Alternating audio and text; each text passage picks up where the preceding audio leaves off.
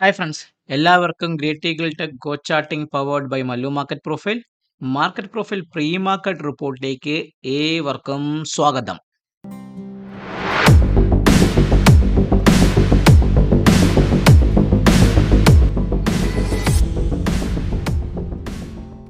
നമ്മുടെ ഇന്നത്തെ വീഡിയോ എന്ന് പറഞ്ഞാൽ ഒരു വീക്കിലി സ്ട്രക്ചറിന്റെ ഒരു ഔട്ട്ലുക്കും കൂടെ ചേർത്ത് നെക്സ്റ്റ് ഈ വരാൻ പോകുന്ന വീക്കിന്റെ ഒരു സ്ട്രക്ചർ നമ്മൾ പഠിച്ചതിന് ശേഷം കഴിഞ്ഞ വീക്കിൽ മാർക്കറ്റ് വീക്ക്ലി പ്രൊഫൈൽ പ്രകാരം എങ്ങനെയായിരുന്നു, എന്ത് ടൈപ്പ് ഓഫ് ഓപ്പണിംഗ് ആണ്, ഡേ ടൈപ്പ് ആണെന്നൊക്കെ നമ്മൾ വീക്ക്ലി ബേസിസിൽ നോക്കിയതിന് ശേഷം അടുത്ത ആഴ്ചത്തേക്ക് വരുന്ന ഇമ്പോർട്ടൻറ്റ് മാർക്കറ്റിന്റെ റിലേറ്റഡ് ആയിട്ടുള്ള ന്യൂസുകളെ കുറിച്ച് ജസ്റ്റ് ഒന്ന് പറഞ്ഞതിന് ശേഷം നെക്സ്റ്റ് നാളത്തേക്കുള്ള നമ്മളെ ലെവൽ ട്രേഡിങ്ങിന് ഉപയോഗിക്കേണ്ട സെറ്റപ്പ് ഏതൊക്കെയാണ് ലെവൽസ് എന്നും കൂടെ ചേർന്നായിരിക്കും ഒരു വീക്കിലി സ്ട്രക്ചറുള്ള ഒരു വ്യൂ ആണ് ഞാനിന്ന് പറയാൻ പോകുന്നത്. സോ എല്ലാവർക്കും ഒരിക്കൽ കൂടി എൻ്റെ ഈ വീഡിയോയിലേക്ക് സ്വാഗതം. നല്ലൊരു ഞായറാഴ്ചയാണ്. എല്ലാവരും വീട്ടിലിരുന്ന് TV കാണുകയും മാർക്കറ്റിനെ കുറിച്ച് പലരും ചിന്തിക്കുന്നത് കാണുന്നുണ്ട്. സോ അവർക്കെല്ലാവർക്കും വേണ്ടി പറയുകയാണ്.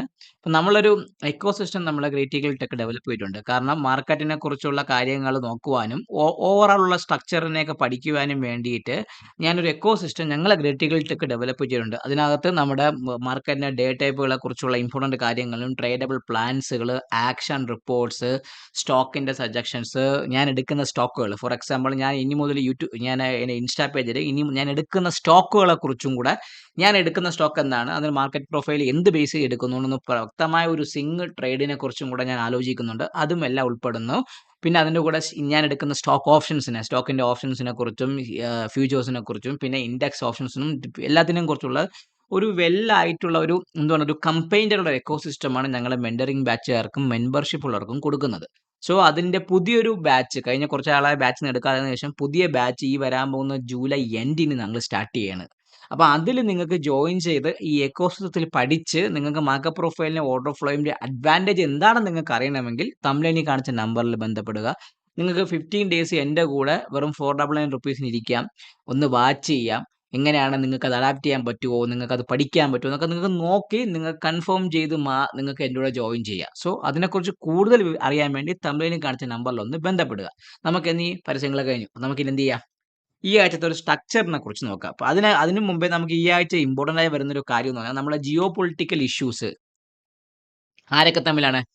ട്രംപും നമ്മുടെ ഇറാനും തമ്മിലുള്ള ഇഷ്യൂസ് ഇങ്ങനെ കത്തി പടർന്നുണ്ട്. കഴിഞ്ഞ വ്യാഴാഴ്ച നിങ്ങൾക്ക് നോക്കിയാൽ അറിയാൻ പറ്റും. ബുധനാഴ്ച അടിച്ച് പണ്ടാരടങ്ങി താഴേക്ക് ഇറങ്ങി തിരിച്ച് അടി തുടങ്ങിയത് എവിടെയാണോ ആ ഭാഗത്തൊക്കെ വന്നിട്ടാണ് നിഫ്റ്റി ക്ലോസ് ആയിരിക്കുന്നത്. സോ അതേപോലെയാണ് ബാങ്ക് നിഫ്റ്റി അടിച്ച് ഇറങ്ങിയതിനെ കാട്ടി അതിന്റെ മുകളിലാണ് ബാങ്ക് നിഫ്റ്റി ക്ലോസ് ചെയ്തേക്കുന്നത്.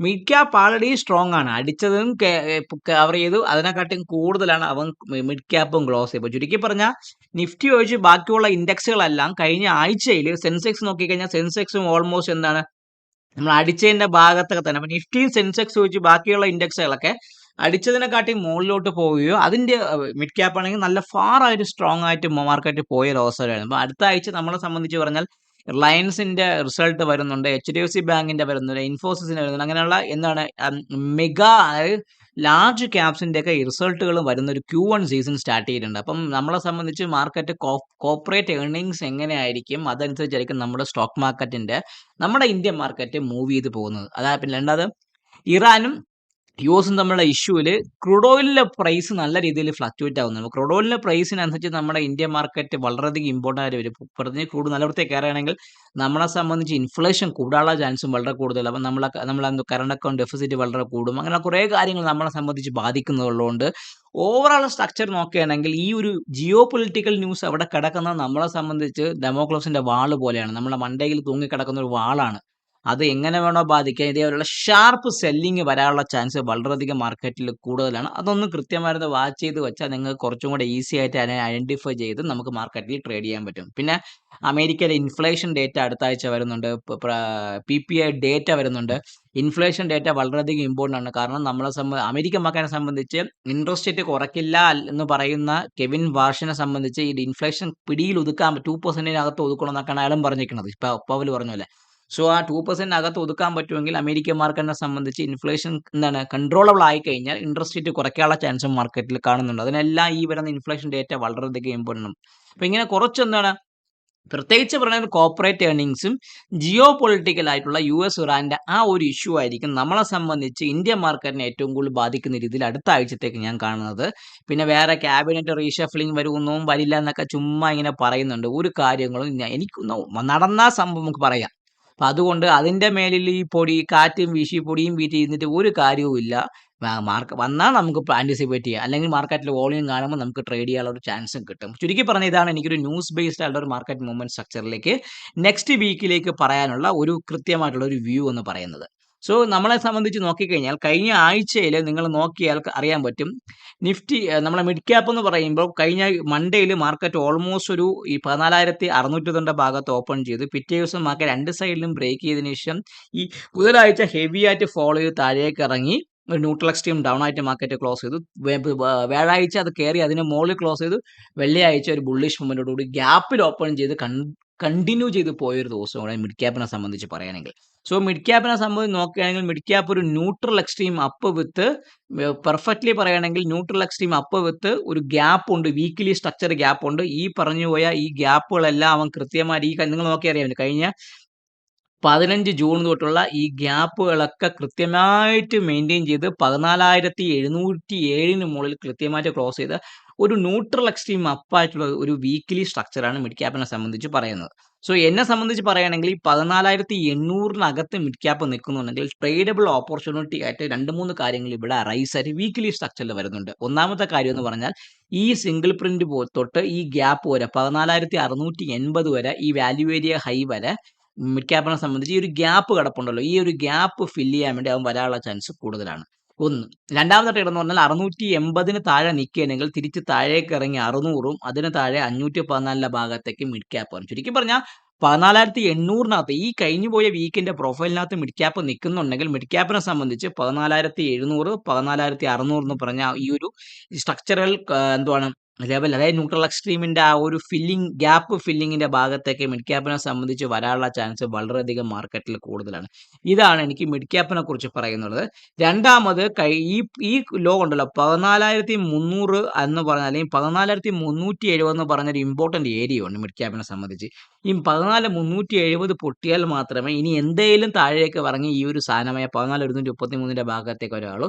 മിഡ് ക്യാപ്പിനെ സംബന്ധിച്ച് രണ്ടാമത്തെ ഒരു അപ്സൈഡ് ലെവൽ എന്ന് പറഞ്ഞാൽ 14,830 മുകളിൽ അവ സസ്റ്റെയിൻ ചെയ്യുന്നുണ്ടെങ്കിൽ 15,000 15,030 15,100 ഭാഗത്തേക്ക് മിഡ് ക്യാപ്പ് പോകാനുള്ള ചാൻസ് വളരെ കൂടുതലാണ്. ഇതാണ് എനിക്ക് മിഡ് ക്യാപ്പിനെ കുറിച്ച് പറയാനുള്ള ഒരു അപ്സൈഡ് റെഫറൻസ് ലെവൽ. അപ്പം നമുക്കിനി എന്ത് ചെയ്യാം, മിഡ് ക്യാപ്പിന്റെ ഈ വരാൻ പോകുന്ന വീക്ക് ഡേ നാളത്തേക്ക് വേണ്ടിയിട്ടുള്ള ഒരു വീക്കിലി സ്ട്രക്ചർ എങ്ങനെയാണ് മെയിൻറ്റെയിൻ ചെയ്തിരിക്കുന്നത് നമുക്ക് നോക്കാം. സോ മിഡ് ക്യാപ്പിനെ കുറിച്ച് പറയുകയാണെങ്കിൽ നമ്മുടെ റെഫറൻസ് ലെവലൊക്കെ പൊട്ടി ആശാൻ കഴിഞ്ഞ കുറച്ച് ദിവസത്തിനാണ് ഈ പൊട്ടിപ്പോയ ദിവസമായിരുന്നു. അപ്പം ഞാൻ ആദ്യം ഒന്ന് POC 14,780 ഭാഗത്തേക്ക് ഒരു ഓപ്പൺ റിജക്ഷൻ റിവേഴ്സ് അപ്പ് എന്ന് വേണമെങ്കിൽ പറയാം, അങ്ങനെയല്ല ഒരു ORR അപ്പ് എന്ന് വേണമെങ്കിൽ പറയാം. ഒരു നോർമൽ വേരിയേഷൻ അപ്ഡേ ആയിട്ടാണ് മിഡ് ക്യാപ്പ് ക്ലോസ് ചെയ്തിരിക്കുന്നത്. 14,780 ഭാഗത്താണ് എനിക്ക് മിഡ് ക്യാപ്പിന്റെ POC വരുന്നത്. 14,780 ഭാഗത്തേക്കാണ് POC വരുന്നത്. ഞാൻ ആ POC ഒന്ന് മാർക്ക് ചെയ്ത് വെച്ചിട്ടുണ്ട്. ഇനി എന്നെ സംബന്ധിച്ച് ബുള്ളിഷ് POC 14,780 ഭാഗത്തേക്ക് വന്നു, അത് ഞാൻ ഒന്ന് മാർക്ക് ചെയ്ത് വെച്ചു. ഇനി എന്നെ സംബന്ധിച്ച് ബുള്ളിഷ് റെഫറൻസ് എന്ന് പറയുമ്പോൾ 14,830 മുകളിൽ സസ്റ്റെയിൻ ചെയ്യുന്നുണ്ടെങ്കിൽ മാത്രമേ ഞാൻ ഒരു ബൈയെ കുറിച്ച് ചിന്തിക്കുന്നുള്ളൂ. അപ്പം കൃത്യമായിട്ട് എൻ്റെ റെഫറൻസ് ലെവലൊക്കെ ഞാൻ മാർക്ക് ചെയ്തു. ഇനി ബെയറിഷ് റെഫറൻസ് എന്ന് പറയുമ്പോൾ എന്നെ സംബന്ധിച്ച് പറഞ്ഞാൽ 14,700 താഴെ മാത്രമേ ഞാൻ ഒരു സെല്ലിംഗ് എടുക്കുള്ളൂ. അപ്പം നമ്മളെ ബെയറിഷ് റെഫറൻസിനെ തട്ടി മുകളിലോട്ട് കൊണ്ടുപോകും. 14,700 താഴെ ഒരു സെല്ലിങ്ങിനെ കുറിച്ച് ചിന്തിക്കുക. സോ ഫസ്റ്റ് ടാർഗറ്റ് 14,660 നമ്മുടെ തേഴ്സ്ഡേയുടെ POC ആയ ആ ഭാഗം. സെക്കൻഡ് എന്ന് പറയുമ്പോൾ 14,600 14,600 ഭാഗത്തേക്ക് വരാനും, തേർഡ് 14,540 ഭാഗത്ത് മിഡ് ക്യാപ്പിനെ കുറിച്ച് പറയാനുള്ള ഡൗൺ സൈഡ് റെഫറൻസ് ഇല്ല. അപ്പോൾ 700 പൊട്ടിയാൽ 666, 600 540 ഭാഗത്തേക്ക് പോവാം. ഇനി നമുക്ക് നോക്കേണ്ടത് 830 പൊട്ടിയാൽ എങ്ങനെയാണ്. ഫസ്റ്റ് ടാർഗറ്റ് 14,880 ഭാഗത്തേക്ക് വരാം. സെക്കൻഡ് നമ്മുടെ പഴയ ഒരു വീക്കിലി FA ഉണ്ട്, അത് അതിൻ്റെ ടാർഗറ്റായ 14,930 ഭാഗത്തേക്ക് വരാനും, അതിന് മുകളിൽ സസ്റ്റെയിൻ ചെയ്യുന്നുണ്ടെങ്കിൽ 15,000 എന്ന് പറഞ്ഞ ആ ഒരു ബിഗ് റൗണ്ട് നമ്പറിന്റെ ഭാഗത്തേക്ക് മിഡ് ക്യാപ്പ് എത്താൻ ചാൻസ് കൂടുതലാണ്. ചുരുക്കി പറഞ്ഞാൽ 14,830 കട്ട് ചെയ്യുന്നുണ്ടെങ്കിൽ മിഡ് ക്യാപ്പിനെ സംബന്ധിച്ച് ഈ ഒരു സ്ട്രക്ചർ മുകളിലോട്ട് പോയി 930 15,000 ഭാഗത്തേക്ക് മിഡ് ക്യാപ്പ് എത്താനുള്ള ചാൻസ് വളരെയധികം കൂടുതലാണ്. 830 വിഗറസ് ആയിട്ട് വാച്ച് ചെയ്യുക. ആ സമയത്ത് ആ ലെവലിൽ എത്തുന്ന സമയത്തുള്ള ഓർഡർ ഫ്ലോ വാച്ച് നിങ്ങൾ കൃത്യമായി നോക്കണം. അവിടെ വരുന്ന അൺഫിനിഷ്ഡ് ഓപ്ഷൻസ്, അൺഫിനിഷ്ഡ് ബിസിനസ് ആണോ, അങ്ങനെയൊക്കെ ഒരു ഓർഡർ ഫ്ലോയുടെ ക്യാൻഡിൽ ടൈപ്പ് വെച്ച് നോക്കിയിട്ട് മാത്രമേ നിങ്ങൾ ട്രേഡിങ്ങിനെ കുറിച്ച് നിങ്ങൾ ചിന്തിക്കാൻ പാടുള്ളൂ. അത് കൃത്യമായി സ്ട്രക്ചർ ചെയ്ത് നിങ്ങൾക്ക് വച്ചാൽ നിങ്ങൾക്ക് കുറച്ചും കൂടെ ഈസി ആയിട്ട് ട്രേഡ് ചെയ്യാൻ വേണ്ടി പറ്റും. ഒരു ഓപ്പൺ ഓപ്ഷൻ ഒരു ORR അപ്പായിട്ട് ഒരു നോർമൽ വേരിയേഷൻ അപ്ഡേറ്റ് ആണ് മിഡ് ക്യാപ്പ്. ഒരു ORR അപ്പല്ല, സോറി, ഒരു ഓപ്പൺ ഓപ്ഷൻ OAOR ആയിരുന്നു. OAOR ഒരു നോർമൽ വേരിയേഷൻ അപ്ഡേറ്റ് ആണ് മിഡ് ക്യാപ്പ് ക്ലോസ് ചെയ്തിരിക്കുന്നത്. കഴിഞ്ഞ കുറച്ച് ദിവസത്തിന് ശേഷമുള്ള ദാരിദ്ര്യത അവൻ കട്ട് ചെയ്ത് കഴിഞ്ഞിട്ടുണ്ട്. അപ്പോൾ ദാരിദ്ര്യത്തോടു കൂടി പൊക്കോടുന്ന മിഡ് ക്യാപ്പിൽ ഒരു ഊർജ്ജസ്വലത ഇപ്പം കണ്ടു തുടങ്ങിയിട്ടുണ്ട്. സോ 14,700 പൊട്ടിയാൽ മാത്രമേ വീണ്ടും ഈ ദാരിദ്ര്യം പിടിച്ച ഏരിയയുടെ ഭാഗത്തേക്ക് മിഡ് ക്യാപ്പ് എത്തുള്ളൂ. ഇല്ല എങ്കിൽ ട്രെൻഡ് കണ്ടിന്യൂ ചെയ്ത് 15,000 ഭാഗം വരെ പോകാനുള്ള ചാൻസ് വളരെ കൂടുതലാണ്. This is the mid cap view. ഇനി നമുക്ക് നോക്കേണ്ടത് ബാങ്ക് നിഫ്റ്റി. സോ കഴിഞ്ഞ ആഴ്ച ബാങ്ക് നിഫ്റ്റിയെ കുറിച്ച് പറയുകയാണെങ്കിൽ ബാങ്ക് നിഫ്റ്റി ഒരു ഓപ്പൺ ഓപ്ഷൻ ഔട്ട് ഓഫ് ഒരു ഓപ്പൺ ഡ്രൈവ് ലക്ഷണത്തോടുകൂടി പോയി ഒരു നോർമൽ വേരിയേഷൻ അപ്ഡേറ്റ് ആണ് ആശാൻ ക്ലോസ് ചെയ്തിരിക്കുന്നത്. അങ്ങനെ ട്രെൻഡിങ് സ്ട്രക്ചർ ഒന്നും പോയില്ല. ഹാമറിൽ ഒരു മൂവ്മെന്റ് തന്നു. ഹാമർ ഞാൻ പറഞ്ഞ ഓപ്ഷൻ റൈറ്ററെ സംബന്ധിച്ച് ഹാമർ വളരെ ഇമ്പോർട്ടൻ്റ് ആണ്. ഹാമർ ഒരു അപ്സൈഡ് മൂവ്മെന്റ് തന്ന ശേഷം മാർക്കറ്റ് താഴേക്ക് ഇറങ്ങാനുള്ള ശ്രമം നടത്തി. ഒരൊറ്റ ഹൈ അടിച്ചു, തിരിച്ച് താഴേക്ക് ഇറങ്ങിയിട്ട് ഓൾമോസ്റ്റ് ഈ ഹൈയുടെ ഭാഗത്തൊക്കെ തന്നെ മാർക്കറ്റ് OAOR ആയിരുന്നു ലക്ഷണം. Open option out of the range. പിന്നെ ഒരു ഓപ്പൺ ഡ്രൈവിന്റെ ലക്ഷണമൊക്കെ ഉണ്ടായിരുന്നു. വോളിയം പക്ഷേ അതിനുശേഷം വന്നിട്ടില്ല. POS നിൽക്കുന്നത് 57,910 ഭാഗത്തേക്കാണ് POS നിൽക്കുന്നത്. സോ അതിനു മുമ്പേ നമുക്ക് വീക്ക്ലി സ്ട്രക്ചറിൽ നോക്കുമ്പോൾ വീക്കിലിയിൽ ബാങ്ക് നിഫ്റ്റി നോക്കിക്കഴിഞ്ഞാൽ ബാങ്ക് നിഫ്റ്റി പെർഫെക്റ്റ്ലി പറഞ്ഞാൽ ഒരു ന്യൂട്രൽ അല്ല. നിങ്ങൾ നോക്കുമ്പോൾ നിങ്ങൾക്ക് മനസ്സിലാകാൻ പറ്റും ഇതാണ് നമ്മുടെ വീക്കിലി സ്ട്രക്ചർ. സോ ബാങ്ക് നിഫ്റ്റിയെ സംബന്ധിച്ച് പറഞ്ഞാൽ മൺഡേയിൽ ഓപ്പൺ ചെയ്തു, ഇവിടെ ഗ്യാപ്പ് അപ്പ് ഓൺ ചെയ്തു, അതിനകത്ത് കൈ കട്ടി താഴേക്ക് ഇറങ്ങി നല്ല ഹെവി സെല്ലിംഗ് വന്ന് 56,500 വരെ വന്നതിന് ശേഷം ഈ ഒരു 57,000 ഭാഗത്താണ് ആശാൻ ക്ലോസ്. ചുരുക്കി പറഞ്ഞാൽ ഒരു ന്യൂട്രൽ ഇതാണ് മൺഡേയുടെ പ്രൊഫൈൽ. നമ്മൾ തിരിച്ചു കയറി മൺഡേ പ്രൊഫൈലിന് അകത്തൊക്കെ തന്നെ ക്ലോസ് ചെയ്ത് ഒരു ന്യൂട്രൽ വീക്ക് ആയിട്ടാണ് ബാങ്ക് നിഫ്റ്റി നിൽക്കുന്നത്. സോ ഹെവി ഫെല്ലിംഗ് ഉണ്ടെങ്കിൽ കൂടെ പെർഫെക്റ്റ്ലി പറയുകയാണെങ്കിൽ ന്യൂട്രൽ വീക്ക് ആയിട്ടാണ് ബാങ്ക് നിഫ്റ്റി നിൽക്കുന്നത്. ഇപ്പോഴും കഴിഞ്ഞൊരു ഫിഗറിന്റെ മുകളിൽ 58,625 മുകളിൽ മാത്രമേ ഞാനൊരു ബൈയെ കുറിച്ച് ചിന്തിക്കുന്നുള്ളൂ. ഈ വീക്കിലും അവൻ നിൽക്കുന്നു. സോ 58,620 മുകളിൽ നിൽക്കണമെങ്കിൽ 59,000 59,500 ഭാഗം വരെ ബാങ്ക് നിഫ്റ്റി പോകാനുള്ള ചാൻസ് ഉണ്ട്. 57,349 കഴിഞ്ഞ ആഴ്ചത്തെ വാല്യൂ ഒരു ലോയും ഈ ആഴ്ചത്തെ വാല്യൂ ഒരു ലോയും എക്സാക്ട്ലി സെയിം ആണ്. 57,349 പൊട്ടി ക്ലോസ് ചെയ്യണമെങ്കിൽ 57,000 വരാനും ഈ 57,000 താഴെ മാർക്കറ്റ് നിൽക്കുകയാണെങ്കിൽ ഈ കഴിഞ്ഞ 12 ജൂൺ 8 ആ ഒരു ലാസ്റ്റ് വ്യാഴാഴ്ച നമുക്ക് ഓർമ്മയുണ്ട് 12 ജൂണിൽ നമ്മൾ ന്യൂസ് സൈൻ ചെയ്തതിന്റെ ബലവും എന്ന് പറഞ്ഞിട്ട് മാർക്കറ്റ് കയറിപ്പോയ ദിവസം ട്രംപ് യുഎസും ഇറാനും തമ്മിലുള്ള ആ ഒരു ലെവലിന്റെ POSയുടെ ഭാഗത്തേക്ക് 55,300 ഭാഗത്തേക്ക് വരാം. സോ ചുരുക്കി പറഞ്ഞാൽ 57,000 പൊട്ടിയാൽ മാത്രമേ ഒരു സെല്ലിങ്ങിനെ കുറിച്ച് ചിന്തിക്കുന്നുള്ളൂ. ഇല്ല എങ്കിൽ ഞാൻ ഈ ഭാഗത്ത് എത്തുമ്പോൾ ഡിപ്പ് ബൈയിങ് ആയിരിക്കും ബാങ്ക് നിഫ്റ്റിയെ കുറിച്ച് സ്ട്രക്ചറിൽ ഞാൻ സൂക്ഷിക്കുന്ന ഒരു കാര്യം. സോ ഇനി നമുക്ക് നോക്കിയാൽ ഡെയിലിയുടെ POS വന്നിരിക്കുന്നത് 57,913 ഭാഗം ഒരു open option out of the range ആയിരുന്നു.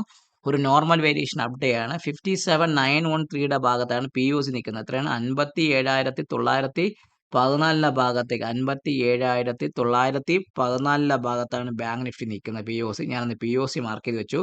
ഇനി ഈ ഒരു ലോ 57,550 പൊട്ടിയാൽ മാത്രമേ ഞാൻ ഒരു സെല്ലിംഗ് ഇന്നലത്തെ ലോവറിൽ പൊട്ടിയ വന്ന സെല്ലിങ്ങിനെ കുറിച്ച് ചിന്തിക്കുന്നുള്ളൂ. ഫസ്റ്റ് 57,390 394 എന്ന് പറഞ്ഞാൽ ഈ ഒരു വാല്യൂ ഏരിയ ലോ കണ്ടല്ലോ. ഈ വാല്യൂ ഏരിയ ഹൈയുടെ ഭാഗത്തേക്ക് വരാം. അതിന് താഴെ ഈ POC 57,239 എത്രയാണ്? 57,239 57,239 ഭാഗത്തേക്കും അതിന് താഴെ നിൽക്കുകയാണെങ്കിൽ 57,000 എന്ന് പറഞ്ഞാൽ ഒരു ബിഗ് റൗണ്ട് നമ്പർ. ഈ 57,000 പൊട്ടിയെങ്കിൽ മാത്രമേ ഒരു സെല്ലിങ്ങിനെ കുറിച്ച് ഞാൻ കൃത്യമായിട്ട് ചിന്തിക്കുന്നുള്ളൂ. ഇതാണ് ഒരു സ്ട്രക്ചറായിട്ട് എനിക്ക് പറയാനുള്ള. ഇനി ബുള്ളിഷ് റഫറൻസിനെ കുറിച്ച് ഞാൻ ചിന്തിക്കുന്നുണ്ടെങ്കിൽ ബുള്ളിഷ് റഫറൻസ് എന്ന് പറയുമ്പോൾ ഇത് 58,265 മുകളിൽ മാത്രമേ ബൈ ഉള്ളൂ. എത്രയാണ്? 58,265 മുകളിൽ ഒരു ബൈയെ കുറിച്ച് ചിന്തിക്കാം. അത് ഈ POC 363 58,363 58,364 ഭാഗത്തേക്ക് വരാം. അതിന് മുകളിൽ നിൽക്കുകയാണെങ്കിൽ 58,500 ഭാഗത്തേക്ക് വരാം. അതിന് മുകളിൽ നിൽക്കുകയാണെങ്കിൽ 58,720. ഇത് നമ്മളെ പഴയ ഒരു ബിഗ്ഗസ്റ്റ് റെഫറൻസ് ആയിരുന്നു. 58,720 ഭാഗം. അതാണ് എനിക്ക് ബാങ്ക് നിഫ്റ്റിയെ കുറിച്ച് പറയാനുള്ള upside reference. Open option out of the range എന്നൊരു OD സ്ട്രക്ചർ ഒക്കെ ഉണ്ടായിരുന്നു. പക്ഷേ വോളിയം അത്രയ്ക്കങ്ങ് നിന്നിട്ടില്ല. ഒരു നോർമൽ വേരിയേഷൻ അപ്ഡേറ്റ് ആയിട്ടാണ് കഴിഞ്ഞ ആഴ്ച മിഡ് ക്യാപ്പ് അവസാനിച്ചതുപോലെ കഴിഞ്ഞ ഫ്രൈഡേയിൽ bank Nifty അവസാനിച്ചിരിക്കുന്നത്.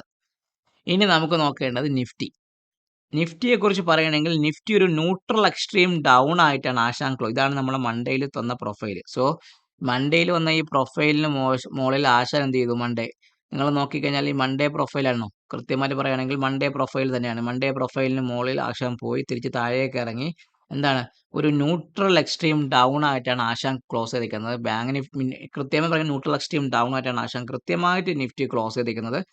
Exactly P O സിയുടെ ഭാഗത്തേക്ക് 24,200 എന്ന് പറഞ്ഞാൽ പി ഒ സിയുടെ ഭാഗത്ത് തന്നെയാണ് കൃത്യമായിട്ട് ക്ലോസ് ചെയ്തിരിക്കുന്നത്. ഇനി ഫ്രഷ് മുന്നെന്ന് പറഞ്ഞാൽ ഈ 24,365 മുകളിൽ സ്പോട്ട് സസ്റ്റെയിൻ ചെയ്യുന്നുണ്ടെങ്കിൽ മാത്രം 24,500 24,700 ഭാഗത്തേക്ക് ബാങ്കിന് നിഫ്റ്റി പോകാനുള്ള ചാൻസ് ഉണ്ട്.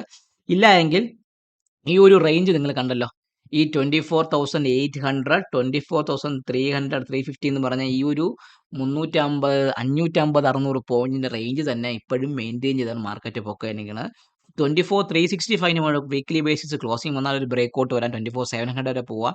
ഇല്ല 23,800 താഴെ ഒരു ബ്രേക്ക് ഔട്ട് വന്നാൽ നമുക്ക് താഴേക്ക് ഇറങ്ങി 23,300 വരെയുള്ള ചാൻസും നിഫ്റ്റിയെ സംബന്ധിച്ച് വളരെയധികം കൂടുതലാണ്. ഇതാണ് ഒരു ന്യൂട്രൽ ഒരു സ്ട്രക്ചറായി നിൽക്കുന്നത്. എക്സാക്ട്ലി പി ഒ സിയുടെ അവിടെ തന്നെ നമുക്ക് കൃത്യമായിട്ട് മാർക്കറ്റിൽ ക്ലോസ് ചെയ്തിരിക്കുന്നു.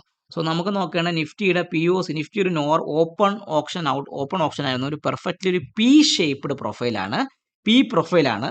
ഇന്നത്തെ ഹൈക്ക് മുകളിൽ മാത്രമേ ഒരു ഫ്രഷ് ബൈയെ കുറിച്ചും ചിന്തിച്ചാൽ മതി. പി ഒ സി വന്നിരിക്കുന്നത് 24,196 ഭാഗത്താണ് പി ഒ സി വന്നിരിക്കുന്നത്. അപ്പോൾ എത്രയാണ് നമുക്ക് ആ പി ഒ സി മാർക്ക് ചെയ്താൽ 24,196 ഭാഗത്തേക്ക് ആ പി ഒ സി 24,196 ഭാഗത്തേക്ക് ഞാൻ ആ പി ഒ സി ഒന്ന് മാർക്ക് ചെയ്ത് വെച്ചിട്ടുണ്ട്. അത് കൃത്യമായിട്ട് അത് കൊടുത്തിട്ടുണ്ട്.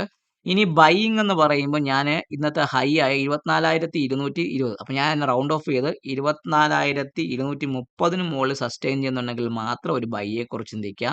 അത് ഫസ്റ്റ് ടാർഗറ്റ് 24,300 ഭാഗത്ത് എത്രയാണ് 24,300 24,300 ഭാഗത്തേക്ക് വരാം. സെക്കൻഡ് 24,365 എന്ന് പറഞ്ഞാൽ വീക്കിലി വാല്യൂ ഏരിയ ഹൈ ഈ കഴിഞ്ഞു പോയ ആ വീക്കിന്റെ വാല്യൂ 24,365 ഭാഗത്തേക്ക് വരാനും അതിന് മുകളിൽ മാർക്കറ്റ് സസ്റ്റെയിൻ ചെയ്യുന്നുണ്ടെങ്കിൽ ഭാഗത്തേക്ക് വന്ന് ആ 414 അല്ല ആ 420 ഫിൽ ചെയ്യാം. 420 ഭാഗത്തേക്കൊരു വരാനുള്ള ചാൻസ് നിഫ്റ്റിയെ സംബന്ധിച്ച് വളരെയധികം കൂടുതൽ. അതാണ് എനിക്ക് അപ്സൈഡ് റെഫറൻസ് ആയിട്ട് നിഫ്റ്റിയിൽ പറയാനുള്ളത്.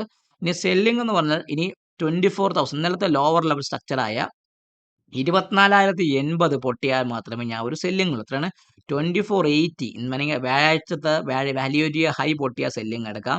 ഫസ്റ്റ് 24,036 എത്രയാണ് 24,036 എന്ന് പറഞ്ഞ ഇമ്പോർട്ടൻറ്റ് ഭാഗത്തേക്ക് വരാം.